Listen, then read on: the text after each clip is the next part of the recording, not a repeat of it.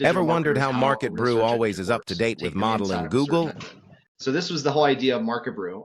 We fine-tuned our model through the years because we always had a control group of algorithms that we knew worked the same as what we saw in Google. And then, if Google came up with a new algorithm like Panda or Penguin, we would try 2 or 3 different versions of that and figure out which one worked and then introduce that into our model.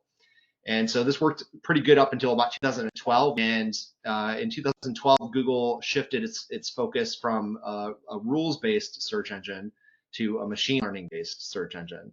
And as we all know, that's sort of driven off this new thing called the quality rater guidelines that Google gives to humans. They label the results the way that, essentially they want the results to look like. Google then takes that information, those labels, and feeds that into a machine learning process, which backs into the settings of all these algorithms such that it produces those types of results. It looks like that the way that the humans labeled it.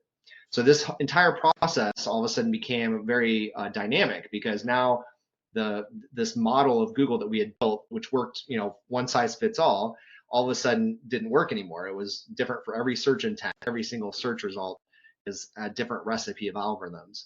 And figured out that we could take this genetic algorithm called particle swarm optimization and combine it with the search engine modeling approach.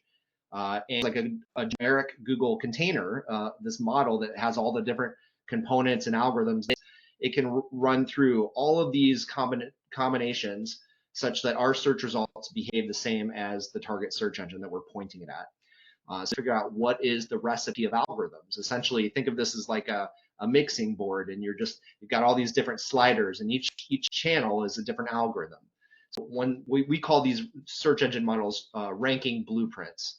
So when these ranking blueprints are done, they become sort of a picture of how that ranking result was generated. You can see all the different contributory algorithms, which ones were more correlated than others, which ones are correlated with all the sites that Google is biasing.